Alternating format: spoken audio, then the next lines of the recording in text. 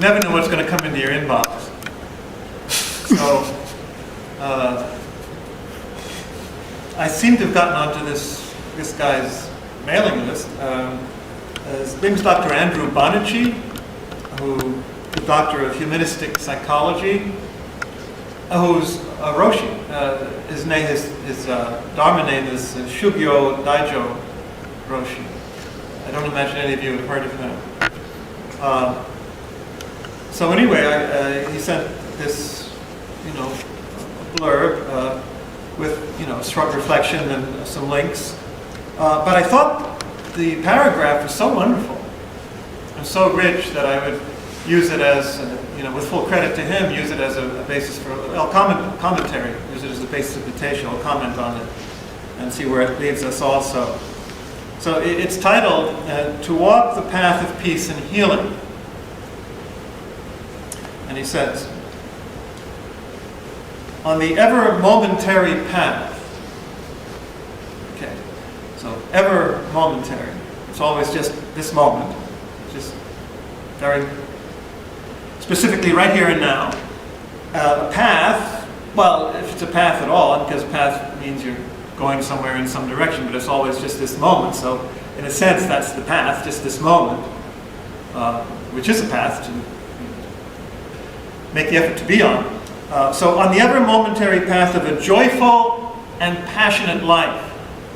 I love that, because if you do find the path finds you, or if you are fully in the moment, if you are fully awake, then automatically, by nature, you will be joyful. I saw that in Eckhart Tolle recently. That's joyful and it's passionate, because it's all the very energy of life, which in itself is joy and passion.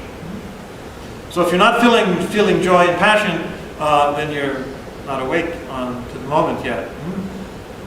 So that's the deepest reality of that momentary path. So, joyful and passionate life, there is always the flashing and blooming.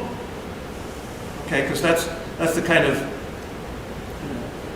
radiant awareness, a flash of illumination on this moment, which is enlightenment, which is the energy of life itself, is light. Life is the light of the human race, as the prologue of John says. And blooming, very good image, things are always coming to birth, coming to blossom, bloom, like the lotus, or chakras opening up, So those are good images for, life's rich, expressive, forward movement of, light and love. There's always the flashing and blooming of death and dying. What? Weren't expecting that, were you? Joyful and passionate flashing and blooming of death and dying. And he doesn't elaborate on that, but you can see why. If you're really living, being reborn, reawakened every moment to the full now, well then you're dying first to whatever went before, which doesn't exist, and you're dying to whatever's in the way in you. If you're being fully awake, then you're dying to that ego self and all the obstructions that are there. So there's a real blooming of death and dying. As St. Paul says, I die daily. And the Zen saying, go into the kitchen, die, make your coffee, die, go out the door, die. Well, that's just another way of saying be fully here now. In that passionate life, the condition of life is death. That's no news to someone on the mystical path, or certainly not to a Christian. So, that's the first sentence. Wow, okay, that's just the beginning. So, to walk this momentary path of vast impermanence, right? So all is impermanent, all is continually changing. It's this moment by moment by moment, and it's vast, because it opens up to vastness. To walk this momentary path of vast impermanence is faith, with faith, love, and tender caring for self and others. Now that almost sounds more like the humanistic psychology side of it speaking, but it is also, mystical and Zen, and any genuine tradition will have that faith, that is to say, this complete, continual surrender to this greater mystery that we're talking about, this joyful and passionate momentary life. Love, it is the energy of love, and tender caring is a great tenderness. caring for self and others, we're all one, is to walk the path of peace and healing. It's peace because what is peace? Peace is having everything related to everything else the way it should be, to be at peace. So that's what this life is all about. We're continually relating in love, connecting in love to everything and everyone right here and now, and that's peace and joy and love. And healing, of course, because that is a very healing energy to bring about the peace and to bring about the joy as we connect to others, to connect that energy. Then, to walk the path of peace and healing is to gratefully enjoy, gratefully, yes, overflowing great gratitude, enjoy boundless intimacy. There it is. That's wonderful. For me, that's the center of the whole thing. Boundless intimacy.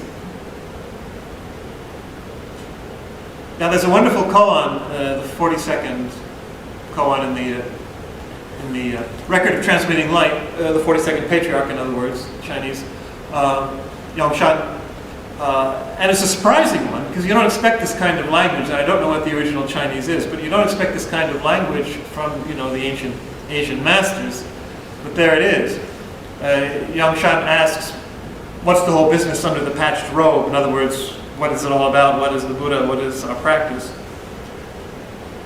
And Tongnan, his master, the 41st, says, intimacy. Just like that. The whole thing, it is intimacy. And if you think about it, or don't think about it, just open up to it, it's about everything being connected, which is very intimate, is it not? So you can see what they're getting at. Everything be connected in with love, tender caring, and joy and passion. It's fantastic.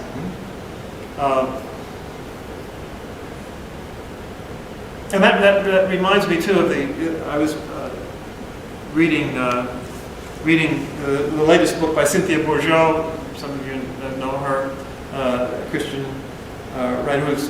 She is a colleague of Richard Rohr at the Living School in New Mexico. And her latest book is called The Heart of Centering Prayer. Some of you know, some of you participated in my group of Centering Prayer, which I have on Mondays at my parish. So it's The Heart of Centering Prayer. The subtitle is Non-Dual Christianity, which is really very of the vogue and of deep reality in theory and practice. And she speaks a lot about the heart, precisely, of centering prayer, and the importance of the heart. In Christian monastic practice, bringing the mind down into the heart, is considered the essence. Get out of your head, down into your heart. But so she examines the heart more deeply. And I don't mind saying that, in the past 2 years in my own life, I've had at least 3 profound retreat experiences that hope to open up the heart chakra, and so I know how important and wonderful it can be. People's first impression of me is, how smart he is. Well, let's get down a little further, put the mind into the heart. But this is what her reflection is. The physical organ of the heart is what's meant in tradition. So it's a physical, simultaneously a physical, psychic, and spiritual organ. And that should be, as we go forth in our practice and in our growth, psychologically and spiritually, our experience that our heart, literally our heart, is a physical, psychic, and spiritual organ. We open that up. So that's what bestows upon it its unusual transformative powers. Transformative, in other words, to connect to intimacy. So she quotes another Arthur Sardello that says, "These traditions do not focus on the inherent activity of the heart, which is already an act of a spiritual nature." So your heart is already a spiritual organ. So to demonstrate what this inherently spiritual nature might feel like, that's an exercise that she recommends. But what we discover is its inherent vibrational signature. So the energy of the heart has an intrinsic native vibrational signature when it's fully awake. as a spiritual organ, which is pure intimacy. And intimacy without something or someone attached to that intimacy. It's just pure intimacy. Well, it doesn't have an object. Well, there's no subject or object anymore. That's what makes it intimate. And it's with everything and everyone, vibrating at that level of this fully awake momentary life of joy and passion with tender care and fun. So it is that vibration which connects to everything, and it doesn't need a particular object. It can express itself, universally. So she has a footnote on that, which is really interesting, really wonderful. She says, "No wonder the embodied aspect of heart spirituality is so important. For if Sardello, this other author, is right here, and my own work confirms that he is, then the stunning conclusion is that there is no lack." Something Richard Rohr is always pointing out. There's an abundance in the universe. This love is abundant. Too often in our own tradition, we've turned it into scarcity. You've got to do this and this and this and this to get a little bit of grace, Whereas it's just an abundance and overflowing. This is the experience we have of this passion and this joy that we connect to. It's just abundance, because it's total intimacy with everything. I mean, what can be lacking? There is no lack. It's not something you have to get. It's already there. You just have to wake up to it. That primordial hunger for intimacy, she says, and a belonging that we so frantically project onto others in our attempt to find fulfillment is fulfilled already. You don't have to frantically look for someone to be intimate with, to love, and to love you. It's already there. All of it. Totally fulfilled. You have to wake up to that abundance which is right there in your heart. It's fulfilled already there in the infinity of love. Infinity of love. Already residing holographically in our own hearts. Holographically because it's reflecting everything. Everything is reflected in everything. It's all there. To use that modern scientific term. It's Manjusri's golden line, with every hair reflecting every other hair of the golden line. Since we have truly learned to attune to its frequency. That's what's happening. We're attuning to the vibrational frequency that we spoke about a second ago. This native frequency, we've attuned to it now. We're plugging into that vibration. And trust it, to attune to its frequency and trust that with which it reverberates. In this sense, our physical heart is the quintessential treasure buried in the field that Jesus speaks of. So it's your own heart that is the treasure buried in the field of your body, of your being. It's that intense. It's that full and rich. That if we just wake up to that. So that in the Divine Dance, which is of course Richard Rohr's newest book, there are some reflections on what this intimacy with everything, to use her phrase, feels like or looks like, and where we can see it, where we can find it if we're truly awake to it. Every vital impulse, every force toward the future, to growth and life, every creative momentum, every loving surge, every dash toward beauty,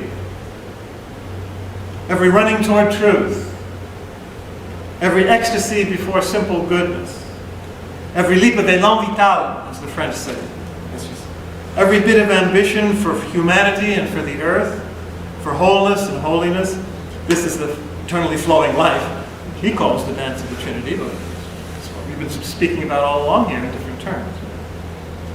In the budding of a plant, the smile of the garden,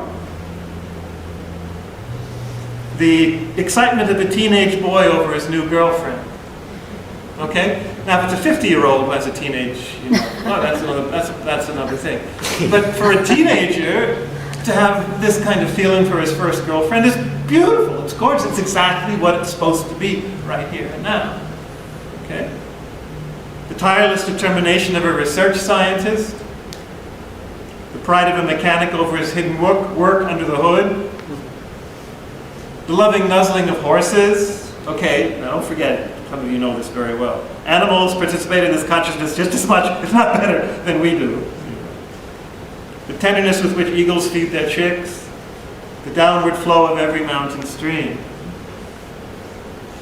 The chirp of every bird excited about a new morning. The hard beauty of every sandstone cliff. Even that. Inanimate quotes inanimate object. We know it's all energy. It's the same energy. The deep satisfaction of every job well done. In the passion of sex, let's not forget that. And even a clerk's gratuitous smile to a department store customer. Or in a hospital bed. This is all what we're talking about. Every one of those can be a perfect plugging into vast, boundless intimacy in its own specificity and then branching out holographically and boundlessly. So let's finish with this paragraph. So boundless intimacy and limitless interdependency. Okay, everything is interdependent, that's what. Far beyond doubt. Doubt is when we're not connected to it and so we're confused. But there can be no doubt when this is all illumined. Far beyond doubt and the illusion of separation, of course, obviously. To confidently be all of this from the still brilliance of core self, good phrase, still brilliance of core self, is to simply, how simple it is, not difficult, is to simply live as an ordinary human being. That's what the Zen always likes to say, right? It's just ordinary mind, ordinary life. But how extraordinary it is, you know. An ordinary human being who honors the vast oneness of total reality. Another phrase for what we're talking about. Who cherishes a beginner's, it's new every moment, right? You just died and rose again. A beginner's, spontaneous, of course, way of loving and being loved. And who daily blends with the health-giving wholeness and bright wisdoming. You always make up words when you get this ecstatic. The bright wisdoming of this only moment body. There's only one body, and it's only this moment. It's the whole body. Wow, that's a mouthful. So I'm just going to read the whole through it again for you. On the ever momentary path of a joyful and passionate life, there is always the flashing and blooming of death and dying. To walk this momentary path of vast impermanence with faith, love, and tender caring for self and others is to walk the path of peace and healing. And to walk the path of peace and healing is to gratefully enjoy boundless intimacy and limitless interdependency, far beyond doubt and the illusion of separation. To confidently be all of this from the still brilliance of core self is to simply live as an ordinary human being who honors the vast oneness of total reality, who cherishes a beginner's spontaneous way of loving and being loved, and who daily blends with the health-giving wholeness and bright wisdoming of this only moment body. Wow. So, any reactions or things you want to share? Questions? Did you email him back? Did I? Did you get in touch with him? Well, it wasn't sent to me personally, really. So what? But I actually gave this teisho last night, and they asked if I would email them the actual email. But it we'll is see. interesting. Yes. Give us the name again. So Andrew Bonnici, Bonnici. By the way, I could, judging from the email address he sent it from, he might have a website called Zen Doctor. So check that out. Andrew Bonnici or Zen Doctor. You know, Zen Doctor because he's a Zen Roshi and he's a doctor of psychology. So. Is he from the Mountain of Rivers? I don't think so. But I don't know. I didn't Google him. I should have. But maybe he is. Maybe that's how I got on my he got on. I got on his email list. Free advertisement. What's that? Free advertisement? Yeah, exactly. Yeah, it's recorded. Yeah, exactly. It's publicity for it. Well, we're all one. We're all connected, so we share each other's light and wisdom, which belongs to the universe. I'm happy to give him credit. Second thought. You said the first time anybody meets you, all they think is intelligent. I don't know about that. Good. Glad to hear You're it. certainly intelligent, Glad to but I hear don't know. First impression is more like. Because whenever people talk to me after Mass about my homilies, they said, gives us a lot to think about.